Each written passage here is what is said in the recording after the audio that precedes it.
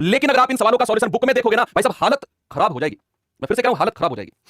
लेकिन आज के बाद में आपको इन सवालों को देखकर मजा आएगा कि यार ढूंढ ढूंढ कर करेंगे इन सवालों को। तो देखना सवाल क्या है, 8, 13, 26, 40 में से प्रत्येक संख्या में कौन सी संख्या को जोड़ा जाना चाहिए ताकि इस क्रम में प्राप्त संख्याएं समानुपातिक हो जाएं, प्रोपोर्शन में हो जाएं। अब आप मेरी बात सुनना, क्या सुनेंगे मेरी बात सुनना कि 8, 13, 26, 40 वो क्या समानुपातिक हो जाए। क्लास की जब मैंने शुरुआत की थी मैंने आपको समझाया था समानुपातिक का मतलब क्या होता है। अगर 4 संख्या आपको दी गई है बच्चे, समानुपातिक का मतलब है जो रेशियो पहली दो का है ना वही रेशियो बाद की दो का होना चाहिए। क्या यही चीज बताई गई थी, यस और नो? हाँ जी सर, यही बताई गई थी। जो रेशियो पहली दो का वही रेशियो बाद की दो का होना चाहिए। अब वो कह रहा है भैया 8, 13, 26, 40 है तो जो रेशियो 8, 13 का है वही रेशियो 26, 40 का होना चाहिए। भाई साहब ने एक कंडीशन कही आपसे कि प्रत्येक संख्या में कुछ जोड़ा जाए, प्रत्येक संख्या में कुछ जोड़ा जाए। हमें नहीं पता हर संख्या में क्या जोड़ दूं कि जो अनुपात इधर बने वही अनुपात इधर बन जाए। अब मेरे पास इसका एक ऑप्शन है, मैं ऑप्शन से जाऊं, तरीका है ऑप्शन से जाऊं कि मैं ऑप्शन से वो संख्या पूछ रहा है भाई संख्या बताओ क्या जोड़ूं, ऑप्शन से उठा के जोड़ दूं हर संख्या में, जहां अनुपात इक्वल मिल गया वही मेरा आंसर हो जाएगा। लेकिन ये चीज हर बार काम नहीं करेगी, हर बार वो संख्या नहीं पूछेगा आपसे, कुछ चीज और बनाकर पूछ लेगा। तो चलिए ऑप्शन से उठाकर एक बार देख लेते हैं। आप लोग कह रहे हो तो 2 और 2 मैं सब में जोड़ देता हूं क्योंकि वो हर संख्या में जोड़ने के लिए बोल रहा है प्रत्येक संख्या में, है ना। तो ये कितना बन गया 10 बटे 13 और 2 15, इधर कितना बना 26 2 28 बटे 42। क्या रेशियो बना 2 5 5 2 10 5 3 15 14 2 28 14 3 42। यार ये तो 2 3 का और 2 3 का रेशियो बन गया। यानी कि हर संख्या में किसको जोड़ा जाना चाहिए, 2 को।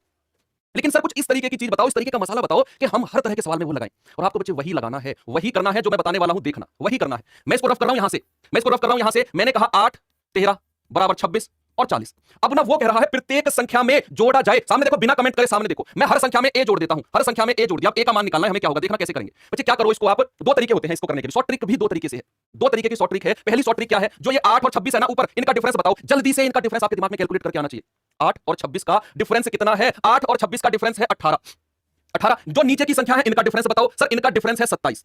इनका डिफरेंस कितना है, इनका डिफरेंस है 27। बच्चे जो एक तरफ की संख्या है ना, या तो इसको, या तो 8 प्लस ए बटे 13 प्लस ए को किसके बराबर कर दो, 18 बटे 27, 18 बटे 27 के, या फिर 26 प्लस ए बटे 40 प्लस ए को इसके बराबर कर दो, ए का मान मिल जाएगा। मैं इसको कर देता हूं 8 प्लस ए बटे 13 प्लस ए को 18 बटे 27, इसको लिख सकते हैं 9 दूनी 18 9 3 27। बड़ा छोटा बन गया रेशियो, हर बार बनेगा, हर बार बनेगा। आप क्रॉस मल्टीप्लाई कर दो, 8 या 24 प्लस 3a बराबर क्रॉस मल्टीप्लाई कर दो 13 दूनी 26 प्लस 2a। बच्चे 2a 3a में से घटेगा a बचेगा, 24 26 में से घटेगा 2। आपका आंसर कितना आ गया, 2। ये ट्रिक नंबर 1 है, ये ट्रिक नंबर 1 है, बड़ी बहुत अच्छी ट्रिक है। मैंने क्या कहा, ऊपर के 2 का डिफरेंस नीचे के 2 का डिफरेंस, जो अनुपात का डिफरेंस का है किसी एक के बराबर कर दो, क्रॉस मल्टीप्लाई करके आपका आंसर आ जाएगा, क्रॉस मल्टीप्लाई करके आपका आंसर आ जाएगा। आप एक बार देखेंगे ट्रिक नंबर 2। ट्रिक नंबर 2 क्या है, इस पर थोड़ा गौर कर लो, थोड़ा सा, ज्यादा नहीं, थोड़ा सा गौर कर लो। ट्रिक नंबर 2 क्या है, यहां पर मैंने लिखा 8 प्लस ए बटे 13 प्लस ए बराबर 26 प्लस ए और 40 प्लस ए। दूसरी ट्रिक और देख लो, जब मैं कह रहा हूं तो मान लो मेरी बात। दूसरी ट्रिक क्या है, दूसरी ट्रिक है, एक बार तो हमने इन 2 का डिफरेंस लिया था, एक बार इन 2 का डिफरेंस ले लो, एक बार इन 2 का डिफरेंस ले लो। इन 2 का अगर मैं डिफरेंस लूं तो 8 और 13 का डिफरेंस है 5, और इन 2 का डिफरेंस ले लो 26 और 40 का डिफरेंस है 14। क्या है, 26 और 40 का डिफरेंस है 14। एक बार ऐसे डिफरेंस ले लो। अब करना क्या है, करना है 14 की गुणा तो इसमें कर दो और 5 की गुणा इसमें कर दो। बच्चे 8 प्लस ए जो ऊपर का है ना न्यूमरेटर का है, उसमें तो इस 14 की गुणा कर दो, बराबर जो इधर का न्यूमरेटर में है 26 प्लस ए, इसमें 5 की गुणा कर दो, इस वाले डिफरेंस की। कैलकुलेट करना, ए का मान मिल जाएगा। जाओ आयुष्मान भव आयुष्मान भव कितना होगा, 14 112 प्लस 14 ए बराबर 26 पंजे 130 प्लस 5 ए। कैलकुलेट करना, ए का मान 2 मिलेगा। कैलकुलेट करना, ए का मान 2 मिलेगा। एक बार मैंने क्या किया, इन 2 का डिफरेंस लिया और जो हमारा डिफरेंस था उसका अनुपात किसी एक के बराबर कर दिया, या तो इसके बराबर कर दो या इसके बराबर कर दो, आंसर सेम मिलना है। दूसरी ट्रिक में क्या सीखा, इन 2 का डिफरेंस लिया, इन 2 का डिफरेंस लिया, इन 2 का डिफरेंस लिया तो मिला 5 और 14। तो 14 को उठाया इस 8 प्लस ए से गुणा कर दिया, 5 को उठाया इस 26 प्लस ए से गुणा कर दिया, आपका आंसर ए बराबर 2 मिल जाएगा, है ना। चलो नेक्स्ट क्वेश्चन पे चलते हैं।